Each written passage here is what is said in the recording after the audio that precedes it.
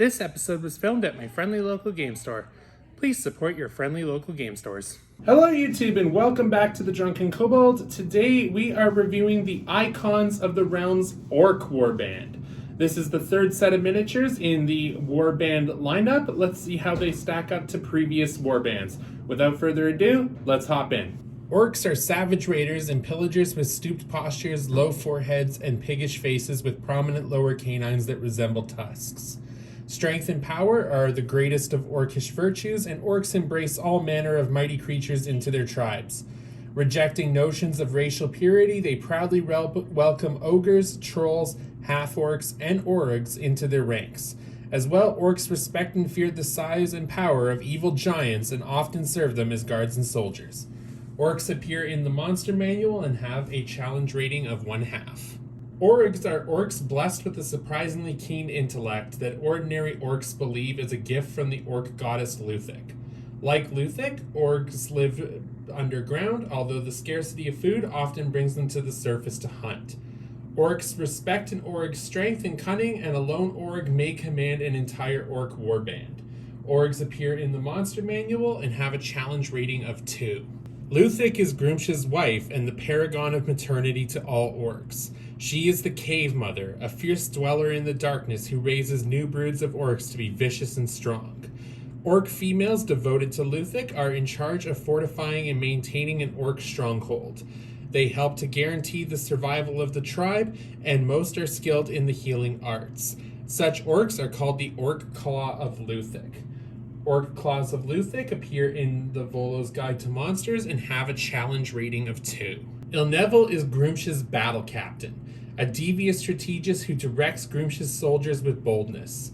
Among orcs, warriors that venerate Neville emulate their deity. Such orcs learn to command their fellows in ways that are unpredictable but help ensure victory. The wisest of these leaders gain in Neville's favor and rise to become known as Blades, tactical experts who advise their chiefs in natures of war. Many of the Blades will later go on to become war chiefs themselves.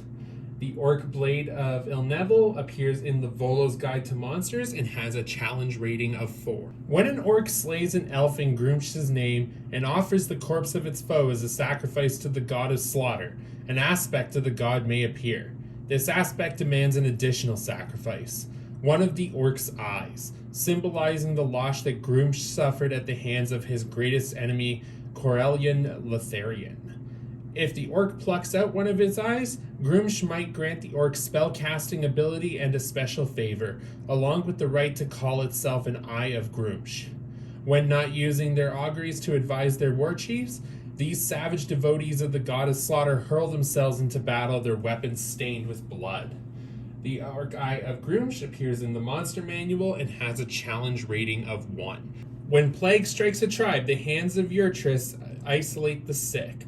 The priests then minister to those who can be saved but not healed. The hands cultivate the sickness of these nurtured ones, turning them into instruments of defense and weapons of war.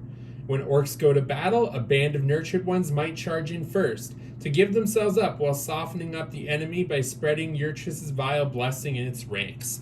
These grotesque orcs look like they are undead, however are still treated as humanoids in the basic rules.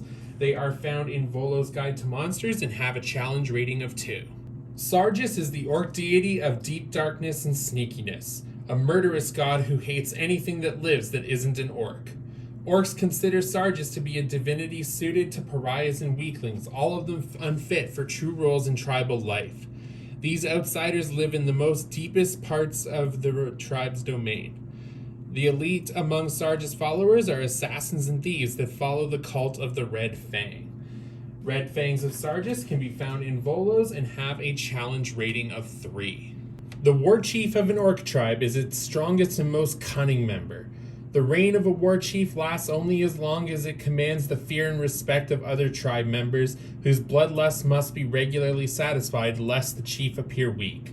Grumsh bestows special blessings upon war chiefs who prove themselves into battle time and time again, imbuing them with slivers of his savagery. The Orc Warchief appears in the Monster Manual and has a challenge rating of 4. All in all, these are my favorite miniatures to come out of the Warband lineup to date. Orcs are extremely versatile, appearing in a variety of D&D settings since the beginning, and in 5e they currently appear in Forgotten Realms, Wildemount, and Eberron. These are pre-painted and beautifully sculpted, and their paint jobs actually match. These are great paint jobs that bring out the variety of details on these orcs. Orcs are a playable race in Volo's Guide to Monsters, Wildemount, and Eberron Rising from the Last War, and half-orcs appear in the Player's Handbook. The only downside to this warband is the price point. They currently retail for $47.50 US, but with scarcity in supply and shipping demands being a huge factor, the Orc Warband has been driven up in price in foreign markets and can come in at as much as $70 Canadian, so definitely shop around if you're going to be looking to get these miniatures. All in all, I love the Orc Warband and I give this a solid 8 out of 10. Have you had a chance to play with the Orc Warband yet? What are your thoughts? Let me know in the comments down below, and if you feel I deserved it, please leave a like and consider subscribing. In the meantime, cheers, and may the rolls be with you.